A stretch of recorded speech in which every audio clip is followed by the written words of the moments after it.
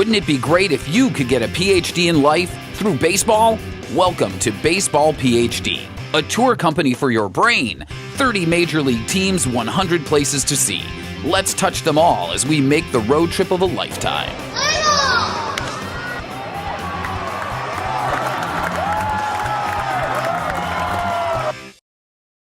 A wonderful baseball PhD. Welcome to author Frank Ceresi, author of the book Baseball Americana. Welcome, Frank. How are you today? I'm doing great, Ed. How are you? Good. Why don't you tell us about this great treasure that I happened to come across? It looks like a sexy coffee table book. How would you describe it?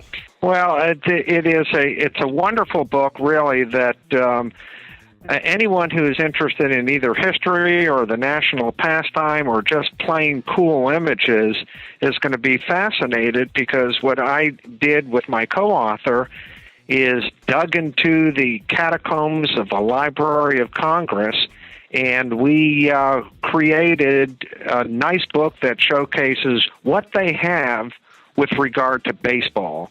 And I'm talking about baseball from the late 1700s all the way up and through the more contemporary period. It's a great read. You know, I'm very proud of it. How long did it take you to complete this project? It took us about 2 years. Anyone who has been to the Library of Congress knows what I'm talking about, but just for those who haven't, when you go to the Library of Congress, it's not like you're going to your local library that you kind of go to the Dewey Decimal System and you look under baseball and you go to one rack and that's it. At the Library of Congress, which is the biggest library in the world, containing the most books of any single library in the world, and also containing the most images and photographs and illustrations by far of any library in the world. When you go there, you go to different compartments and departments. You go to rare books. You go to prints. You go to photographs. You go to the department dealing with newsprints, movies, music, covering sheet music, and everything in between. Anything that's ephemera, Ed, anything that's been on the printed page, right, whether it's lithographs, illustrations, or the printed word, if it exists, it's going to be somewhere in that library. So it was our task to canvass what they have and present this book to showcase what the people's library has having to do with the national pastime. So before I started to read Baseball Americana, as a layman, I would think that if I wanted to do some serious baseball research, I probably got to get to Cooperstown. Now that I know what I know, I think it's the opposite. The Mecca is the Library of Congress. Well, the Library of Congress has just extraordinary collections. Cooperstown, which I love, by the way, is another great, wonderful resource. I would say that if anyone went to both facilities, see, at Cooperstown, what you get that the library doesn't necessarily have is the artifacts, the museum, the looking at the three-dimensional items in touring exhibits. What the Library of Congress has, which no one really can duplicate, is the most outstanding research vehicle in the world.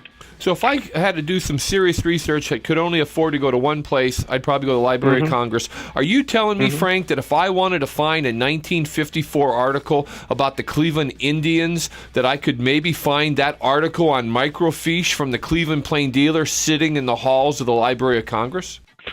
Well, not sitting in the halls, but what you would be doing is going to, in that case, you'd be going to newspapers and periodicals, which is a whole section, right, and you'd be talking to a woman by the name of Georgia Higley, who is a wonderful woman and a great baseball fan, and she would help you navigate to see the millions. I'm not talking about hundreds of thousands. I'm talking about millions of newspaper pages that are either microfished, digitized, or sometimes they're literally in the stacks.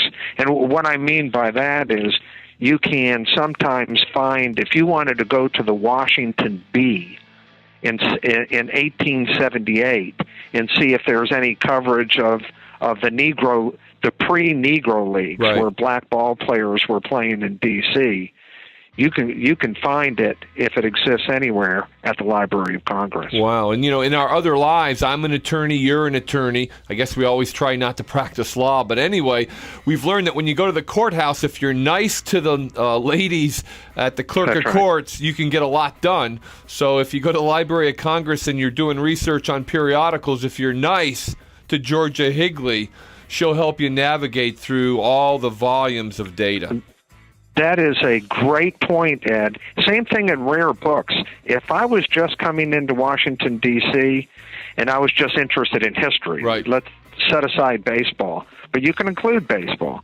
You can go to rare books and find some great things. Or if you wanted to find the Jackie Robinson papers, right, and they are at the Library of Congress, by the way, you could navigate your way and literally look through 23 boxes, which I did, by the way, of the Jackie Robinson papers, the Branch Rickey papers, wow, and on and on and on. It's really, I've lived in the D.C. area, Ed, my entire life, and now that I'm trying desperately to slow down a little bit, I just love going there. And you can spend your whole life at the Library of Congress, or maybe whip over to the National Archives if you want to find out, let's say, what Bob Feller's military record was during World War II. Well, the archives will have it. Literally, they will have his record. Or if you want Christy Matheson's record from World War I, right, or you wanted to find out what, if anything, existed with regard to patents of baseball equipment, catcher's masks, right, all that kind of stuff. You would find it somewhere in D.C. Now, as I look at the contents of Baseball Americana, it looks like there's 5 major sections. Old Town to Your Town. Section 2, First Fanatics and Home Run Heroes. Section 3, Opening Days. Section 4, Boom and Bust. Section 5, The War Years Usher in the Wonder Years. When you guys compiled this book, what was the biggest thing that you learned by putting together all this info? What surprised you as you did your research? Well, what surprised me, I've seen a lot, because I, at one point, did consignments for Sotheby's, and I do sports appraisals, and I'm really attuned to what's out there in the market, even in private collections. There were things that I had never seen before, one-of-a-kind things like uncut sheets of the old Judge cards from the 1880s.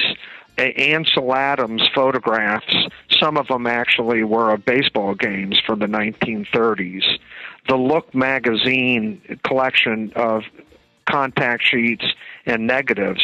So any article that Look magazine had in the 40s and the 50s, when you hit, the Mantles, the Koufaxes, the Hank Aaron's, the Jackie Robinsons, they did a lot of great shots. You can literally go to the library and find those. And then you get into things like, Babe Ruth items, 19th century items. Now, the one thing that I learned, and I kind of knew it, but I didn't know it specifically, in Cleveland, we're complaining that we've only won 3 World Series in over 100 years. Yeah. And we forget in D.C., your magical year, the only time a team from Washington, D.C. won the World Series was 1924. Yeah, 1924. The great Walter Johnson, of course, that was when he led the team. It was at the tail end of his career, and that was the first and only World Championship we had in the 20th century. Frank, as a loyal Indians fan, I feel your pain. The book is Baseball Americana.